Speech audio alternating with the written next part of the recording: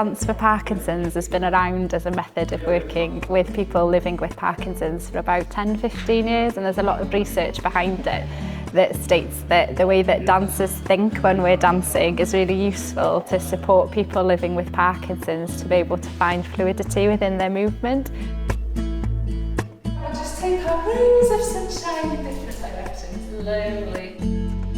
So we aim to support well-being, to support health, to reduce symptoms.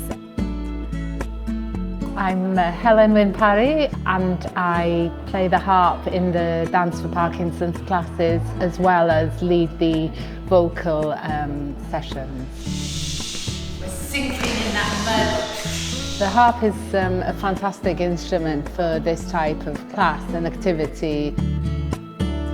If people suffer from freezing with the condition, the rhythm in the music prompts them to make the next move.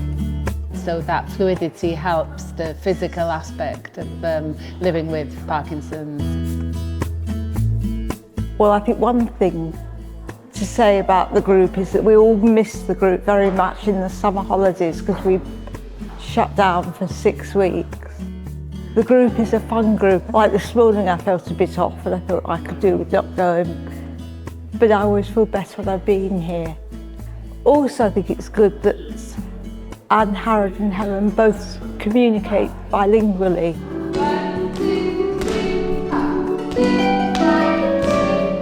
We feel that it's really important for the classes to reflect the local culture, and by bringing in the language as well, we're offering more than just movement classes. With Parkinson's, your limbs get very stiff.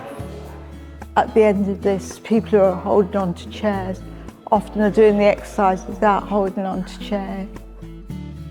It feels like a community, and the people here become friends, and friends of ours as well. And I think this group is really about what we can do, not what we can't do.